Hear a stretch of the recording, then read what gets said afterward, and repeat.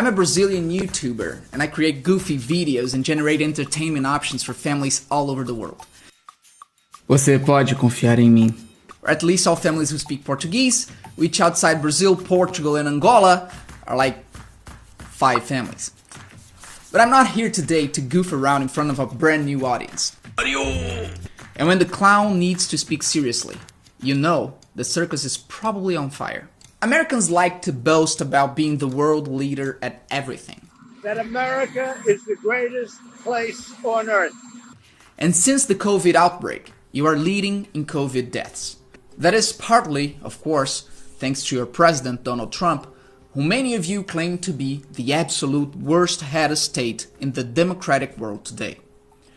Well, I'm about to show you that the 200 million people here in Brazil have you beat. Okay, for the moment we're only second in deaths, but I'm certain that our leader, Jair Bolsonaro, is the worst COVID president in the world.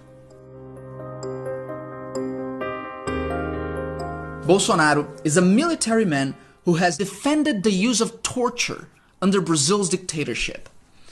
He then rose to presidentship using statements like this.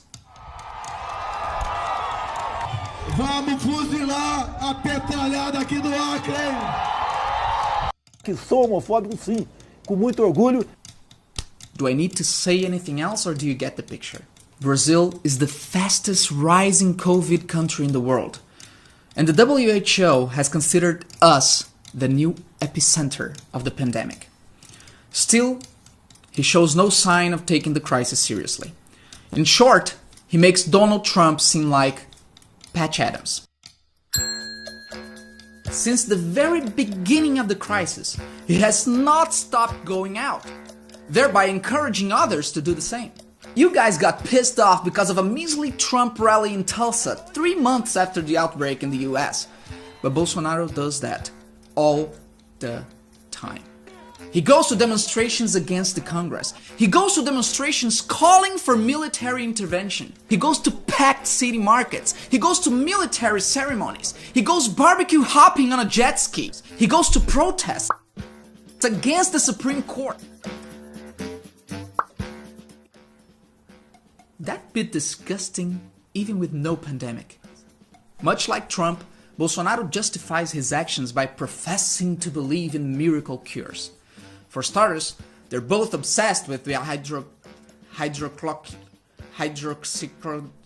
Shut up, I'm Brazilian! They're both obsessed with a drug with no evidence of working against the disease. But there's a big difference between Trump talking about this in press conferences and what our guy's doing. Bolsonaro has asked the health authorities to forcibly change the official medicine leaflet of hydrofluorocarbons to include coronavirus as a prescribed use case.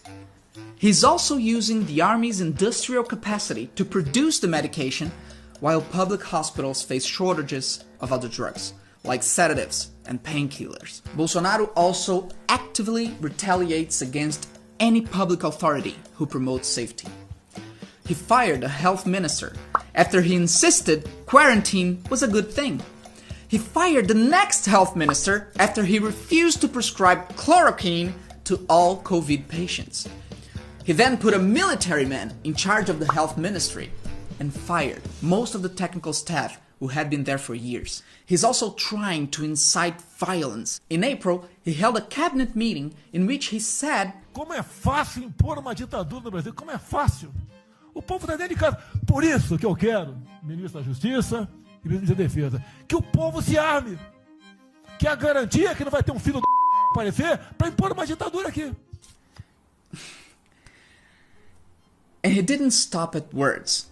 He also took actions a few days later, upping the limits on how much ammunition we can buy and eliminating all gun tracing regulations. Finally, as the crisis worsened, Bolsonaro began mocking the deceased and their families. When Brazil reached 2,500 dead, a reporter asked him for a statement on it, and his answer was this. Cara, quem fala de eu não sou coveiro, tá vendo? When we reached 5,000 dead. E daí? Lamento. Quer que faça o quê? When the death toll got to 30,000. Lamenta todos os mortos, mas é o destino de todo mundo. When we reached 50,000 dead, he got musical.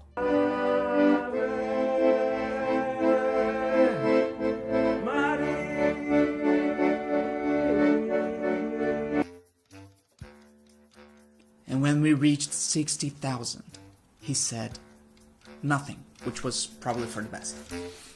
It's so ugly that even Donald Trump admits we're not in good shape.